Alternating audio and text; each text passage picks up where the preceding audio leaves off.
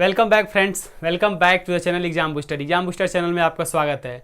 हम UP triple SC पेट 2021 का syllabus cover कर रहे थे, जिसमें हमने ऑलरेडी यूपी ट्रिपल एससी से पेट से 2021 का जो सिलेबस है हमने ऑलरेडी अपलोड कर दिया है, जिसमें हिस्ट्री और भूगोल का सिलेबस मैंने आपको बता दिया है। और उस सिलेबस के अकॉर्डिंग मैं पर्टिकुलर टॉपिक को मैं आपको पढ़ा रहा था। उस पर्टिकुलर टॉपिक में हम हिस्ट्री स्टार्ट किए थे। हिस्ट्री में हमने सिंधु घाटी सभ्यता से रिलेटेड क्वेश्चन अपलोड कर दिया था, और क्वेश्चन और उसके साथ साथ थ्योरी जो फैक्ट है, जो परीक्षा में पूछे जाने की पॉसिबिलिटीज़ है, वो मैंने आपको एक लेक्चर में प्रोवाइड कर दिया। उसके साथ साथ टॉप 20 क्वेश्चंस मैंने आपको अपलोड कर दिया था, उसका आंसर आपको इस वीडियो के लास्ट में मिल जाएगा। और साथ साथ मैं वैदिक सभ्यता स्टार्ट किया था, जिसमें मैंने बताया था वैदिक काल को 2 भागों में बांटा गया। ऋग्वैदिक काल जो 1600 BC से लेकर 1000 BC तक उसका कार्यकाल रहा है। उसके बाद ऋग्वैदिक काल के बाद उत्तर वैदिक काल जो 1000 BC से 600 BC तक उसका कार्यकाल रहा है। तो हमने ऋग्वैदिक काल से रिलेटेड इंपॉर्टेंट फैक्ट को ऑलरेडी अपलोड कर दिया। यदि आप नहीं देखें तो जाइए यूपी ट्रिपल एससी पेट 2021 के प्लेलिस्ट में आप जाइए, उसमें मैंने वीडियो अपलोड कर दिया, उसको आप देखिए। उसके बाद से आप ये लेक्चर 3 या क्लास 3 को आप देख के कंटिन्यू कर सकते हैं। आइए इस सीरीज को आगे बढ़ाते हुए कुछ इंपॉर्टेंट फैक्ट्स है जो यूपी ट्रिपल एससी पेट 2021 के एग्जामिनेशन में आने के 90% से ज़्यादा पॉसिबिलिटीज़ है, जो आपके एग्जाम के लिए काफ़ी बेहतर है। और ये यकीन मानिए, ये वीडियो आप एग्जाम में जाने से पहले 1 वीक पहले आप 1-2 बार देखेंगे तो आपको कंप्लीट रिवीजन सीरीज है, रिवीजन पैक है। आप इसे देख के अच्छे मार्क्स को अटेन कर सकते हैं, अच्छे मार्क्स को अचीव कर सकते हैं आप अपने एग्जामिनेशन में। उम्मीद करते हैं फ्रेंड्स आप अच्छे होंगे, आपका प्रिपरेशन अच्छा चल रहा होगा। आप प्लीज़ वीडियो को देखें तो पूरा देखें, चैनल को सब्सक्राइब करें, लाइक करें, शेयर करना ना भूलें। आइए स्टार्ट करते हैं उत्तर वैदिक काल। सबसे पहले उत्तर वैदिक काल में जानने से पहले मैंने बताया था वैदिक काल को 2 भागों में बांटा गया। ऋग्वैदिक काल जो 1600 BC से 1000 BC, और उसके बाद उत्तर वैदिक काल 1000 BC से 600 BC। तो आज हम मोस्टली 1000 BC से लेकर 600 BC उत्तर वैदिक काल का अध्ययन करने जा रहे हैं। आइए देखते हैं। उसी लेक्चर सीरीज को आगे बढ़ाते हुए आज हम बात करेंगे इस उत्तर वैदिक काल से जो इंपॉर्टेंट फैक्ट है, जो परीक्षा में अब तक पूछे गए हैं या आने वाले एग्जाम में पूछे जाने की पॉसिबिलिटीज है, वो हम यहाँ पे आज कवर करेंगे। पहला उसमें फैक्ट है, उत्तर वैदिक काल में यज्ञीय कर्मकांडों में जटिलता एवं भव्यता आ गई थी। अब उत्तर वैदिक काल, जो पहले ऋग्वैदिक काल में जो पूजा पाठ थे, कर्मकांड थे, वो नहीं थे, विद्यमान नहीं थे। सारी चीज़ें आध्यात्मिक रूप से थी और कोई वहाँ पे पाखंड नहीं थे। लेकिन उत्तर वैदिक काल में वो चीज़ें मतलब घर करने लगी, वो चीज़ें काफ़ी तेज़ी से बढ़ने लगी। भव्यता, पाखंड, कर्मकांड इत्यादि चीज़ें बढ़ने लगी।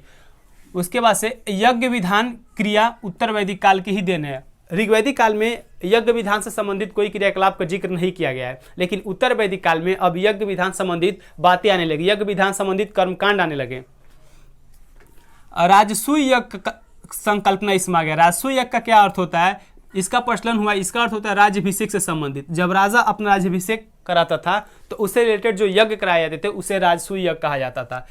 उसके बाद पढ़ते हैं अश्वमेध यज्ञ क्या होता था। अश्वमेध यज्ञ शक्ति का घोतक। राजा अश्वमेध यज्ञ करा के अपने शक्ति को प्रदर्शित करना चाहता था कि उसका शक्ति का कितना मतलब विशाल क्षेत्र को कवर करता है, यानी उसका एरिया कहाँ तक है। और एक घोड़ा को मतलब छोड़ दिया जाता था, उसमें राजा के प्रॉपर रीजन का उसमें झंडा घोड़ा पे लगा होता था, जो रोकता था उसे युद्ध करना होता था। यही होता था अश्वमेध यज्ञ, जिसमें राजा अपने शक्ति को प्रदर्शित करना चाहता था। देखिए हमारे पास कितना पावर है, हम कितने मतलब क्षेत्र मेरा क्षेत्र पे अधिकार है।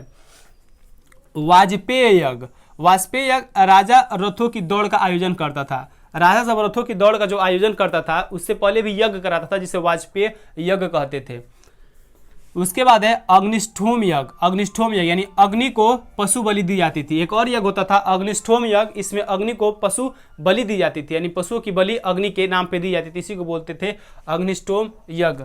पूषण, जो ऋग्वैदिक काल पशु के देवता थे, अब वो शूद्रों के देवता हो गए। मैंने ऋग्वैदिक काल में बताया था जो पूषण थे वो पशुओं के देवता, जो शूद्रों के देवता थे, पशु के देवता, सॉरी, ऋग्वैदिक काल में पूषण पशु के देवता थे, लेकिन उत्तर वैदिक काल में वही पूषण शूद्रों के देवता के रूप में जाने जाते हैं। उत्तर वैदिक काल में इंद्र के स्थान पर प्रजापति सर्वाधिक प्रचलित होने लगे। ऋग्वैदिक काल में सबसे कोई ज़्यादा प्रचलित और सबसे ज़्यादा कोई चर्चित कोई भगवान की पूजा लोग करते थे, उसमें इंद्र का स्थान प्रथम आता था, जिसमें इंद्र की पूजा सर्वाधिक की जाती थी। उसी दौरान उत्तर वैदिक काल में प्रजापति की पूजा सर्वाधिक होने लगी। प्रजापति एक मुख्य भगवान और मुख्य गॉड के रूप में उभरते हैं। प्रजापति को क्या कहा जाता था, प्रजापति को सृष्टि के रचयिता कहा जाता था। प्रजापति को सृष्टि के रचयिता कहा जाता था और विष्णु को विश्व के रक्षक कहा जाता था। प्रजापति को सृष्टि के रचयिता, विष्णु को विश्व के रक्षक कहा जाता था। इस काल में ही सर्वप्रथम गोत्र एवं आश्रम व्यवस्था का उल्लेख होता है। उत्तर वैदिक काल में ही गोत्र एवं आश्रम व्यवस्था का उल्लेख किया गया था। ऋग वैदिक काल में कहीं भी गोत्र का जिक्र नहीं किया गया था और आश्रम व्यवस्था तो थी लेकिन जिक्र नहीं किया गया था। लेकिन उत्तर वैदिक काल में गोत्र के साथ साथ चारों आश्रम व्यवस्थाओं का जिक्र इसमें किया गया है। हालांकि 3 है, एक और बाद में जुड़ता है।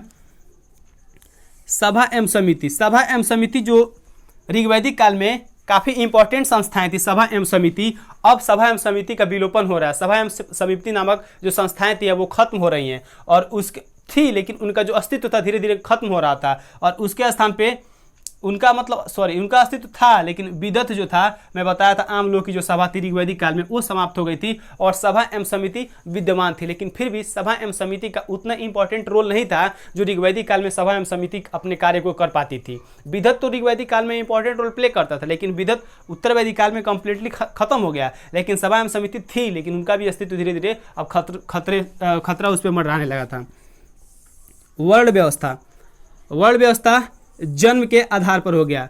जो ऋग वैदिक काल में वर्ण व्यवस्था था वो कर्म के आधार पर था, तो अब उत्तर वैदिक काल में वही वर्ण व्यवस्था अब जन्म के आधार पर हो गया। अब जन्म के आधार पर किसी का वर्ण डिसाइड होगा। लेकिन ऋग वैदिक काल में यदि आप अपने कर्म को चेंज कर देते हैं, आप अपने कर्मों में काफ़ी अलग है, काफ़ी स्पेशल हैं, तो आप अपने वर्ण को चेंज कर सकते हैं। लेकिन उत्तर वैदिक काल में ऐसा नहीं था। ठीक है, वर्ण व्यवस्था समझ लिए। पुनर्जन्म पहली बार बृहद आरण्यक उपनिषद में पुनर्जन्म का जो संकल्पना है सबसे पहले किस उपनिषद में जिक्र किया गया? क्वेश्चन कई बार आए हैं और आने की भी संभावनाएं हैं, तो आप ट्रिक लगाइएगा। बृहद आरण्यक उपनिषद में, बृहद आरण्यक उपनिषद में सबसे पहले पुनर्जन्म वाले शब्द का व्याख्या किया गया है। ऐत्रेय ब्राह्मण में चारों वर्णों के कर्तव्यों का वर्णन किया गया है। अगर क्वेश्चन आ जाए चारों वर्णों के कर्तव्यों का उल्लेख किस ब्राह्मण में किया गया है, तो ऐत्रेय ब्राह्मण में चारों वर्णों का उल्लेख किया गया है। छांदोग्य उपनिषद 3 आश्रम का जिक्र। छांदोग्य उपनिषद में 3 आश्रम, जानते हैं 4 आश्रम क्या था? पहला आश्रम था ब्रह्मचर्य आश्रम, दूसरा था गृहस्थ आश्रम, तीसरा था वानप्रस्थ आश्रम, चौथा था संन्यास आश्रम, जिसमें छांदोग्य उपनिषद में 3 आश्रम का जिक्र है। क्वेश्चन यदि आ जाए क्या छांदोग्य उपनिषद में चारों आश्रमों का जिक्र किया गया है, तो आप आंसर में देंगे नो। जीविका का मुख्य साधन कृषि था। उत्तर वैदिक काल में जीविका का मुख्य साधन कृषि हो गया, लेकिन ऋग वैदिक काल में जीविका का मुख्य साधन पशुपालन था। लेकिन वही पशुपालन वाले सिस्टम को हट के जीविका का मुख्य साधन इसमें कृषि हो गया। ये थे इंपॉर्टेंट फैक्ट इस साइड के। अब आते हैं खेत जोतने के हल को उत्तर वैदिक काल में सीरा कहा गया था। खेत जोतने के हल को उत्तर वैदिक काल में सीरा कहा गया और हल की जो रेखा होती थी उसको सीता कहा गया। खेत जोतने के हल को सीरा और हल की रेखा को सीता कहा गया। ठीक है, गोत्र प्रथा एवं गोत्र विवाह उत्तर वैदिक काल की ही देन है। जैसे मैं कहा था गोत्र की व्यवस्था और आपके आश्रम की व्यवस्थाएं इस काल में ही सर्वप्रथम आई, उसी प्रकार गोत्र प्रथा एवं गोत्र विवाह उत्तर वैदिक काल के ही देन है। गोत्र प्रथा एवं गोत्र विवाह उत्तर वैदिक काल के ही देन है। और गोत्र का अर्थ होता है गाय। सतमान और निष्क क्या थे? क्वेश्चन आ जाए सतमान और निष्क से संबंध किससे है? उत्तर वैदिक काल, ऋग वैदिक काल, नवपाषाण काल और महापाषाण काल। तो आप लगाएंगे उत्तर वैदिक काल। सतमान और निष्क उत्तर वैदिक कालीन मुद्राएं थी। कौन? सतमान और निष्क।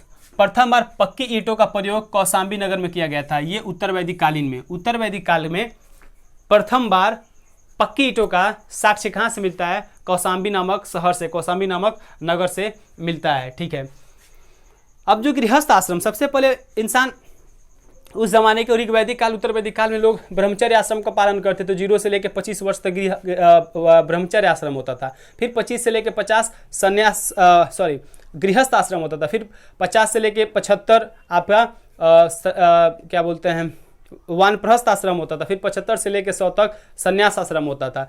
तो जो गृहस्थ आश्रम होता था 25 से लेकर 50 के बीच, उसमें कुछ आपको यज्ञ कराने होते थे। उसे गृहस्थों द्वारा पंच महायज्ञ कहा गया था। 5 महायज्ञ कराए जाते थे। कौन से आश्रम में? आपका गृहस्थ आश्रम में आपको 5 यज्ञ कराया जाता था। वो 5 यज्ञ है ब्रह्म यज्ञ, देव यज्ञ, पितृ यज्ञ, नृ यज्ञ, भूत यज्ञ। ब्रह्म यज्ञ में प्राचीन ऋषि के प्रति कृतज्ञता प्रकट की जाती थी।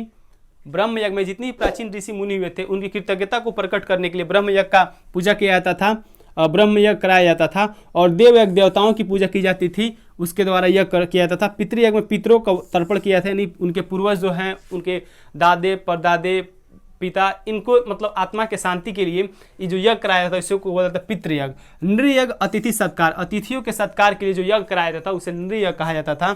और भूत यज्ञ समस्त जीवों के प्रति कृतज्ञता प्रकट की जाती थी। उत्तर वैदिक कालीन में समस्त जीवों के प्रति कृतज्ञता प्रकट करने के लिए जो यज्ञ कराया जाता था उसे भूत यज्ञ कहा जाता था।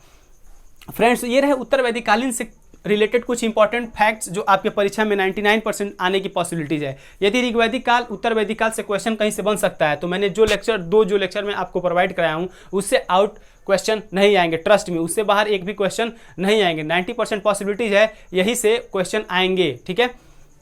तो ये रहे, और मैंने आपको टॉप 20 मोस्ट सिंधु घाटी सभ्यता से मैंने क्वेश्चन आपको दिया था, उसका आंसर आप स्क्रीन पर देख रहे होंगे। आप स्क्रीन पर से देख के आप 1 2 3 4 5 6 7 8 9 10 का अपना आंसर मिला सकते हैं फ्रेंड्स। उसके बाद कमेंट बॉक्स में आप अपना कमेंट भी भेज सकते हैं, सजेशन भेज सकते हैं। फिर मिलेंगे अगले लेक्चर में फ्रेंड्स। ओके, वीडियो को प्लीज़ पूरा देखें, लाइक करें, शेयर करें और सब्सक्राइब करना न भूलें।